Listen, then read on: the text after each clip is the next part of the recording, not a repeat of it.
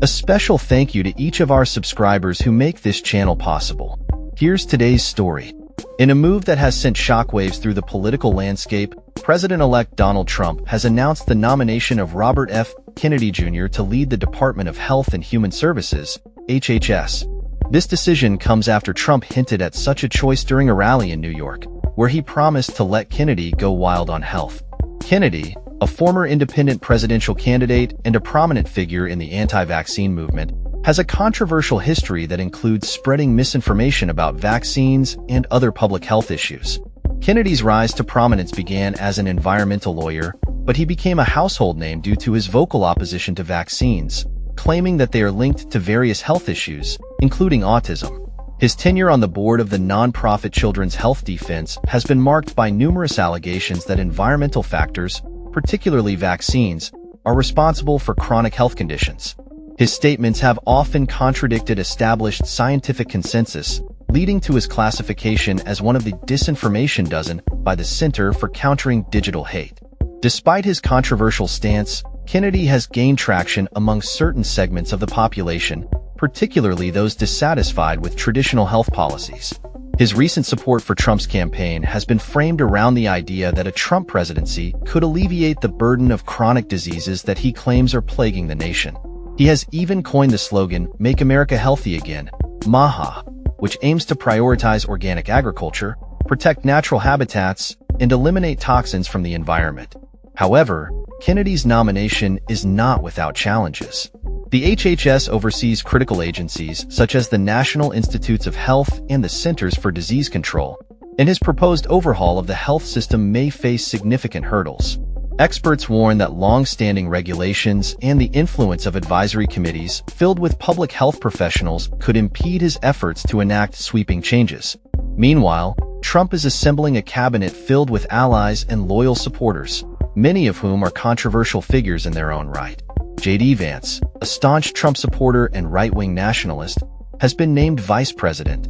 Vance has made headlines for his hardline views on immigration and opposition to abortion, positioning himself as a key player in Trump's administration.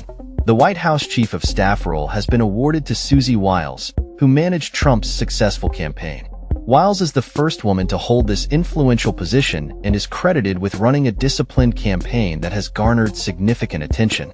Tom Homan, former acting director of Immigration and Customs Enforcement, ICE, has been appointed as the border czar, tasked with overseeing the nation's borders amid Trump's promises of mass deportations. Homan's previous experience in the Trump administration lends him credibility in this role, but it also raises concerns about the potential for aggressive immigration policies. In the realm of foreign policy, Marco Rubio has been named Secretary of State. The Florida senator, known for his hawkish stance on China and Cuba, has shifted his views over the years to align more closely with Trump's agenda, particularly regarding immigration and military intervention. Elise Stefanik, a staunch defender of Trump, has been chosen as the UN ambassador, while Kristi Noem, the governor of South Dakota, will head the Department of Homeland Security.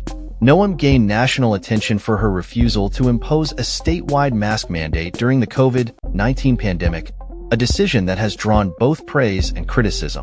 John Ratcliffe, a close ally of Trump and former director of national intelligence, has been tapped to lead the Central Intelligence Agency, while Pete Hegseth, a Fox News personality, has been selected as Defense Secretary. This eclectic mix of cabinet appointments has raised eyebrows and sparked debate about the future direction of U.S. policy under Trump's leadership. As the new administration prepares to take office, many are left wondering how these controversial figures will shape the nation's health policies, immigration strategies, and foreign relations. With Kennedy at the helm of HHS, the potential for significant shifts in public health discourse looms large, but the path to implementing his vision may be fraught with challenges.